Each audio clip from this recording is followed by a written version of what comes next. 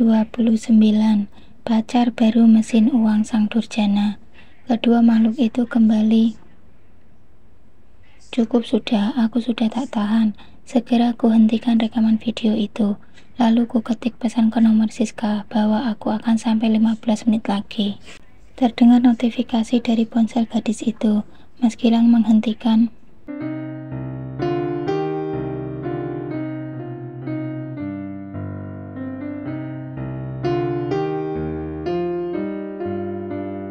Coba periksa dulu, perintah Mas Gilang. Iya bener, 15 menit lagi dia sampai katanya, sahut Siska sedikit gugup. Tenang sayang, kalau boleh tahu berapa setoran penjualan hari ini? Ini dari seluruh cabang totalnya 300 juta, udah masuk ke rekening toko semua. Siska menunjukkan sesuatu di layar laptop. Lumayan ya, yang tunai, selidik Mas Gilang. Maksud Bapak? Serga Siska heran. Yang belanja langsung ke toko dalam satu hari ini, ada juga yang bayar tunai kan? Ada di antara mereka yang bayar tunai kan sayang? Duit di laci itu maksudku nona manis. Oh ini ada 22 juta.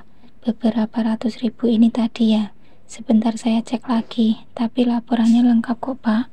Gini sayang, coba kamu hapus beberapa poin penjualan. Saya ambil 10 juta ya. Kamu akali deh di laporan itu, hilangkan aja beberapa transaksi tadi. Maksudnya gimana ini pak? Siska tampak gelisah. Mas Gilang bergerak ke laci meja kasir, lalu mengambil beberapa ikat uang dari dalam. Ini 10 juta aku ambil, aku sedang butuh uang sayang. Melur udah membatasi uang buat aku. Pak, laporannya gimana? Nanti Mbak Melur marah. Serga Siska ketakutan. Makanya kamu akalin di laporan itu. Tapi kalau Mbak Melur periksa laporan stok barang ini nggak sinkron pak.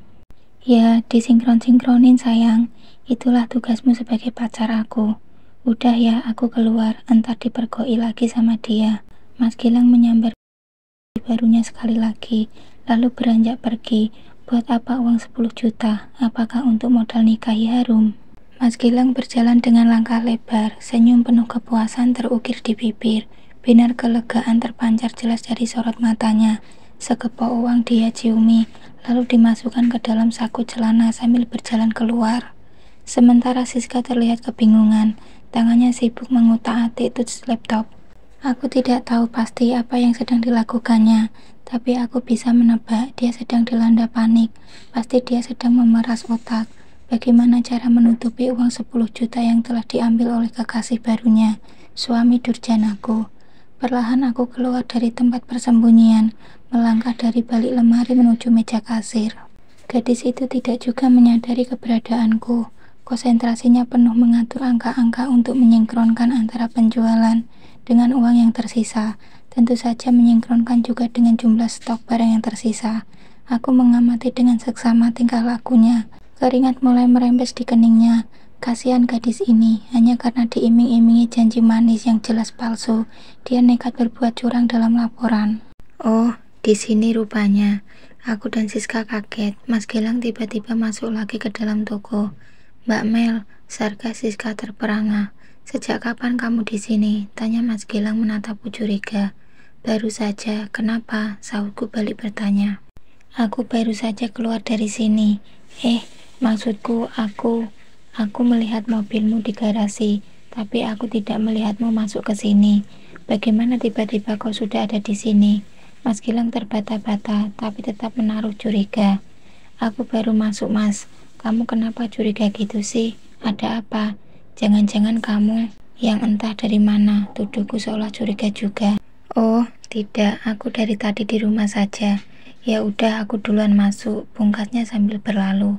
Pasti dia merasa aneh, mobilku sudah di bagasi dan aku sudah ada di dalam toko. Sementara dia baru keluar dari tempat ini.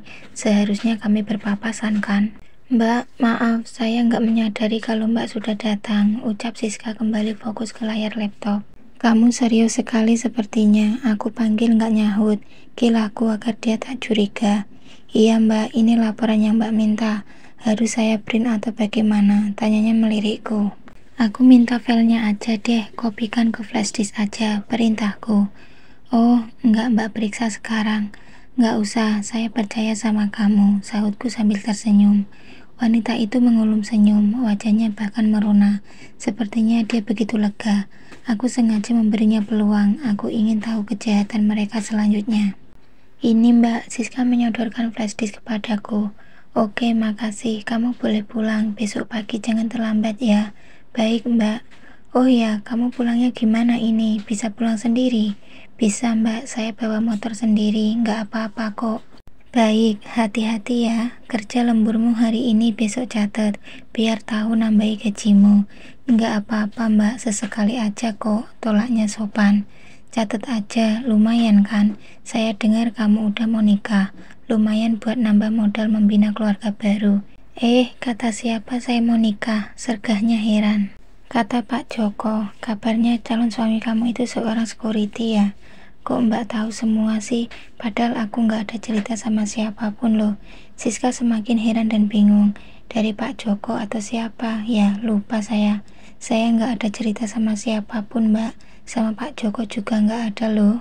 Ya sudahlah, pulang aja sana, hati-hati. Baik Mbak, selamat malam. Gadis itu melajukan motor metiknya perlahan. Semoga dia tidak kenapa-napa karena masih dilanda kebingungan. Aku melangkah gontai masuk ke dalam rumah.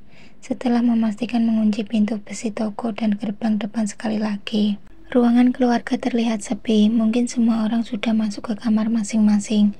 Gegas aku menuju kamar bayiku. Pelan ku buka gagang pintu yang memang sengaja tidak pernah dikunci. Bi Ina rupanya telah terlelap. Sepertinya dia sangat kelelahan karena mengerjakan semua pekerjaan rumah sendirian. Aku beranjak ke box bayi. Jika terlihat menggerak-gerakkan kaki dan tangannya, matanya juga terbuka lebar saat aku menghampiri. Kasihan dia, terbangun dan main-main sendiri tanpa ada yang menemani. Kuraih dan kugendong tubuh mungilnya. Kubawa menuju kamarku. Pelan ku buka pintu kamar. Mas Gilang terlihat telah terbaring di ranjang. Seperti biasa, dia tengah tenggelam dengan ponselnya. Wajahnya terlihat begitu gembira. Senyum sumringah tiada henti terukir di bibirnya. Sepertinya dia sedang chattingan dengan seseorang. Seseorang yang begitu istimewa sehingga kehadiranku dan putrinya sama sekali tidak disadari olehnya. Mas, tolong jaga Cika sebentar. Aku mau mandi, ucapku mendekati ranjang. Sahutnya tanpa menoleh sedikit pun. Bab 30. Rencana pernikahan rahasia Mas Gilang. Mas, ini Cika, tolong kamu ajak main sebentar. Aku mau mandi, ucapku sekali lagi dengan suara meninggi 1 oktav. Iya, letak aja di situ. Kenapa sih? Sungutnya melirik sekilas, lalu kembali tenggelam dengan ponselnya. Jemarinya sibuk mengetik huruf-huruf di layarnya. Aku menghela nafas, pelan kuletakkan bayiku di sampingnya. Tolong awasi ya Mas, sargahku sambil berlalu masuk ke dalam kamar mandi. Entah mengapa Mas Gilang sepertinya sangat tidak memperdulikan Cika. Dari awal aku mandi sampai aku keluar lagi untuk berpakaian, dia sama sekali tidak menyentuh bayi itu. Ponsel masih berada di tangannya. Ngobrolin apa sih sampai selama itu nggak kelar-kelar. Cika mulai merengsek, sepertinya dia kehausan. Aku masih memilih pakaian dengan, Mas, tolong buatin susu buat Cika dong. Kayaknya dia haus itu, pintaku. Kamu aja deh, tanggung ini, bantahnya Acu. Masa aku kayak gini keluar kamar, sungutku. Siapkan dulu pakaiannya, baru kau bikin susunya, susah amat. Cika sepertinya sudah tidak sabar, dia menangis kencang. Suara tangisnya membuat Bi Ina terbangun. Diketuknya pintu kamar dengan buru-buru. Bu, maaf, saya ketiduran, saya mau mengambil non Cika Bu. Panggilnya seperti orang ketakutan. Tolong buatkan susunya saja Bi, saya akan tidur dengan Cika malam ini, sahutku lalu buru-buru. Sudah saya buatkan Bu, Ibu nggak marah sama saya kan? Saya nggak sengaja ketiduran Bu, saya minta maaf. Lirihnya setelah aku membukakan pintu. Sebuah dot berisi susu hangat sudah ada di tangannya. Tidak, saya justru merasa nggak enak. Bibi sangat lelah bekerja di sini. Biar malam ini Cika tidur sama saya ya. Bibi istirahat. Besok saya mau nitip Cika sampai sore. Saya sibuk seharian besok. Ibu nggak marah? Tanyanya sekali lagi, masih dengan wajah penuh penyesalan. Enggak, saya sedang usahakan pengganti harum, semoga cepat datang ya. Baik Bu, permisi. Aku mengangguk, segera kususui Cika dengan dot, sambil melirik Mas Gilang. Rasa dongkol dan benci kian mengakar di hati. Ternyata dia sudah benar-benar buta, buta hati, buta pikiran. Kasih sayang terhadap anaknya pun telah raib. Semua pasti karena orang yang sedang diajaknya chattingan itu. Gantian kamu tidur di sofa dong, aku tidur di sini bareng Cika. Perintahku saat dia sudah menyudahi ponselnya. Ah, ribet banget sih, gerutunya sambil bangkit. Dia berjalan menuju lemari pakaian. Ngapain dia di sana? Mas Gilang kembali menuju ranjang, meraih selimut dan bantal, lalu menuju ke sofa di dekat jendela kamar. Lama aku menunggu hingga dia tertidur pulas. Setelah yakin, aku melangkah ke sofa untuk memastikan. Suara dengkurannya terdengar halus. Mudah-mudahan dia benar-benar telah hanyut di dunia mimpi. Mimpi bergumul dengan pelakor busuk itu. Pelan aku menuju lemari pakaian, mataku memindai semua yang ada di dalamnya, mencari kira-kira yang mencurigakan. Kubuka laci tanpa suara, tapi tidak ada yang istimewa. Kumasukkan jariku di setiap sela-sela pakaian yang terlipat rapi, bahkan sampai tembus ke belakang. Namun aku tetap tidak menemukan apa-apa.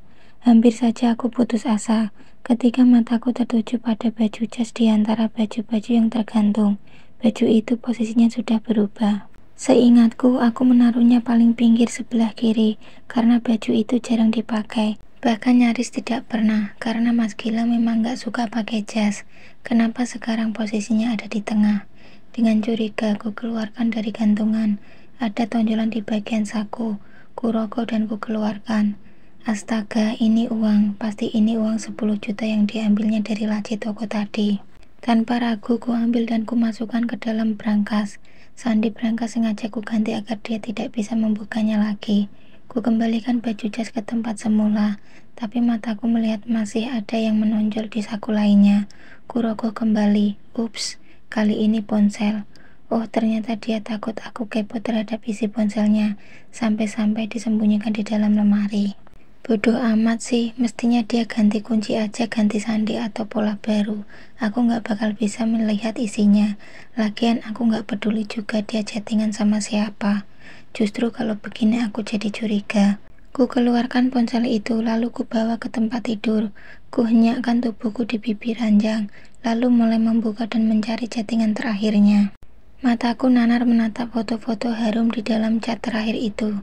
Ya Tuhan, apa ini? Sungguh, aku memang tidak peduli lagi pada hubungan mereka. Aku tidak peduli mereka masih berhubungan atau tidak. Tapi melihat Harum memakai gaun pengantin seperti ini, hatiku terasa bergetar hebat.